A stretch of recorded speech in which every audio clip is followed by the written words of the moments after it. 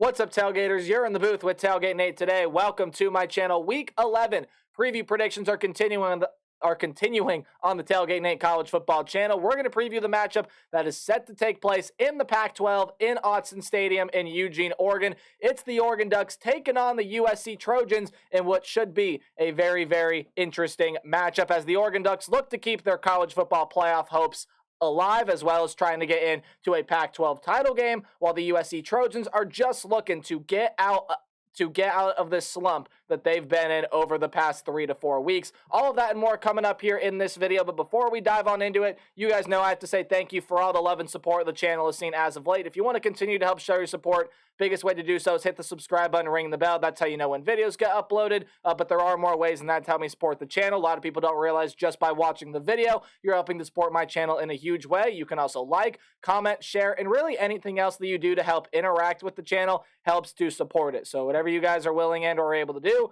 that would mean a lot to me. Before we dive on into this video, a quick water break. Make sure you all stay hydrated out there. But enough about me and enough of the enough of the water break. Let's dive on into this game against the USC, or between, I should say, the USC Trojans and the Oregon Ducks. Let's take a look at the stats both these teams have put up so far this season, and you guys know the story by now with the USC Trojans. I've covered them many a times here on this channel, but for those of you that maybe aren't too familiar with this team, hey, this is an offense that is really, really good. 2,958 yards, 28 touchdowns to only 4 interceptions on right around 69% completion percentage. That's the stat line for Caleb Williams. Your reigning Heisman winner probably is not going to be winning that Heisman Trophy this year, although maybe if his USC Trojans had a couple more wins in that column and a few less losses in the right-hand column, he definitely would be in contention for the Heisman Trophy. For the most part this year, he's played really, really well with a couple off performances, off plays here and there. He's got a lot of weapons around him. Marshawn Lloyd, Austin Jones in the running back room.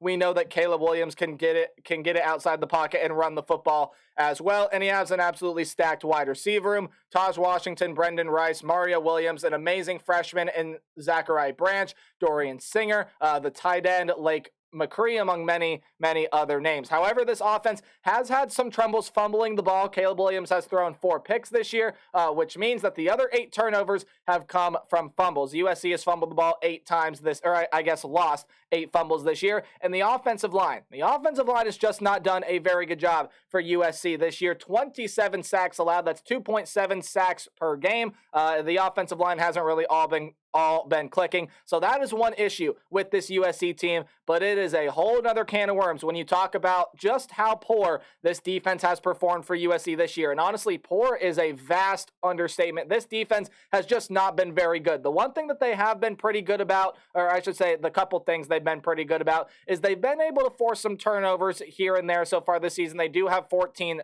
turnovers forced on the season, which is a fairly good number there, and they are generating 2.4 sacks per game, 24 sacks on the entire season. So USC doesn't really have big of problems there. What the problem with this USC defense has been able to stop teams from scoring. Now, USC did the thing that a lot of USC fans, a lot of college football fans were screaming at them to do even before this season started, and that was fire the defensive coordinator, Alex Grinch. He is finally gone. He is out. Alex Grinch is out the door. Probably the toughest conversation Lincoln Riley has ever had. Again, that was the best man at his wedding. You basically decided to go fire your best friend. Never fun, but it had to be done. This is a business. USC's defense has got to get better. Now, in firing at Alex Grinch, do I expect a lot of these numbers to turn around right away?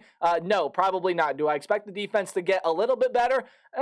We'll see, right? We'll see how good this USC defense plays, especially because you have to go against an offense led by Bo Nix. That's one of the most dynamic in the country. They're averaging over 500 yards per game. In fact, almost 540 yards per game. They're scoring 47.5 points per game. They don't turn the football over. The offensive line does not allow pressure. They're one of the best third down teams in the country. They can run the ball. They can throw the ball. This team is elite any way you slice it. The Oregon Ducks are also playing some of the best football out of anyone in the entire country, especially offensively. And again, their quarterback, Bo Nix, is a Heisman contender. Maybe not being talked about as much as some other people, but I do really like Bo Nix's chances here to get to New York as a Heisman finalist. 2,723 yards, 25 touchdowns, and only two interceptions for Bo Nix this season. Hasn't really had to do a whole lot of running this year, even though he does have 5 rushing touchdowns.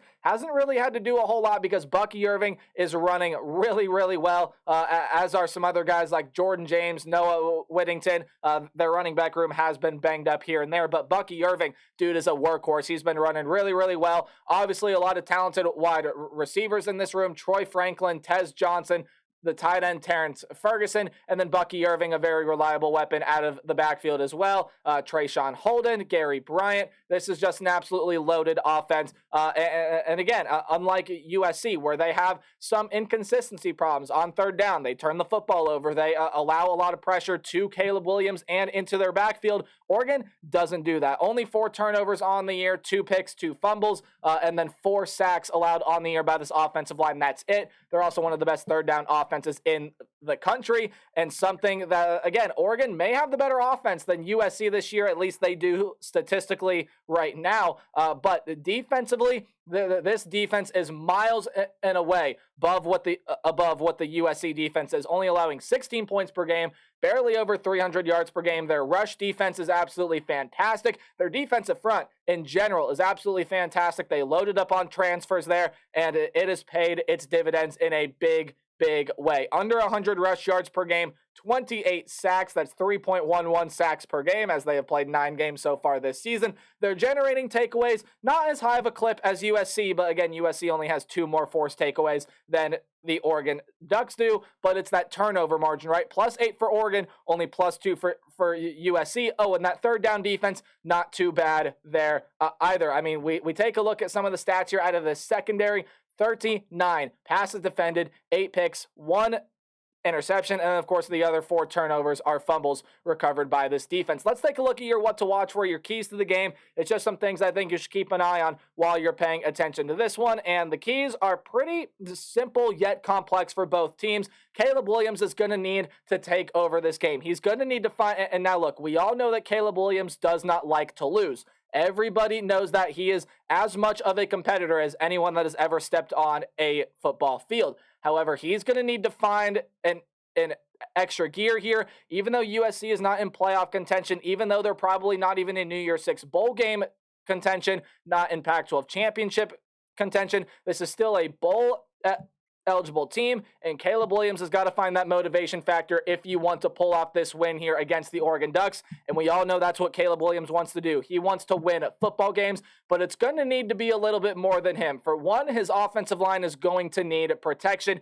especially against an Oregon pass rush that is really, really good, really, really elite, and can create a lot of havoc in this USC backfield with the way this USC offensive line is playing. The playmakers need to make plays. You're probably going to even have to rely on some special teams plays from Zachariah Branch, like some big punt returns. Maybe he might need to return a kick or a punt for a touchdown here if USC is going to want to come away here and win this game. Why? Because I just don't think the defense is going to stop Oregon as much as it needs to. Oregon is a really, really dynamic, really explosive offense, and sure, Alex Grinch is no longer there. And yes, there may be some different things here. There may be some different things that USC shows in this game than what they have put on film in the past. But you cannot sit here and tell me that USC's defense is going to do a full 180 right after they fired Alex Grinch. Will it improve? Maybe slightly, but I'm not expecting a drastic jump in the way that this defense is playing at all. Let's dive on into the keys here for the 6th-ranked Oregon Ducks. Bo Nix, quite simply, is going to carve through this Trojan D just for the reasons that I have just said, right? Bo Nix is a very elite quarterback. He's been very fortunate to see a lot of football, as Bo Nix will tell you if you ever get the chance to talk to him. Not that anyone out there would get the chance to, but if you listen to any, I guess what I'm trying to say, you listen to any interviews or anything like that, Bo Nix will tell you, hey, I'm very fortunate to have seen a lot of football. And, well, he's been also very fortunate to watch a lot of tape of this USC defense that get them late in the year. And, yes, they fired Alex Grinch. There are going to be some new, probably different challenges that Bo Nix has hasn't seen on film before, but this Oregon offense is too explosive, and this USC defense is going through what I believe may be too much change to be able to stop Bo Nix on a semi-consistent basis, which is what you're going to need to do here to win the game. For Oregon's defense, though, it's about one thing. That's containing Caleb Williams. If you can contain him, you can pressure the offensive line, you can force Caleb Williams into getting out of the pocket, maybe having to make some difficult throws, or, hey, force him to not throw the ball at all, and, taking a sack there is the best thing that Caleb Williams can get. Just pressure Williams, make him feel uncomfortable, and Oregon is going to absolutely handle this game. And leading on into my prediction here, I think I've said it throughout this video. In fact, I know I've said it throughout this video. There's just too much firepower on both sides of the football for the Oregon Ducks. The offense is going to be too explosive for USC's defense to handle, and this Oregon defense is going to have too explosive of a pass rush. The defensive the defensive backfield is going to swat down too many balls, maybe even come up with a pick or two in this game. That will be the difference maker, especially Oregon's offense being able to carve through this USC defense. I do think USC keeps this one close. Now, is the defense going to improve drastically from where it was? No, I don't think that's going to be the case quite here at all, but I do think Caleb Williams is going to find a little bit of motivation. Will it be enough to win this game? Probably not. Just because I do think Oregon's offense is that good, is that explosive, and Oregon will stay alive with a win in the college football playoff race. That's going to do it for my thoughts on this game. Let me know yours in the comment section below, and as always, remember to play hard but tailgate harder. See all you guys in the next video. Goodbye.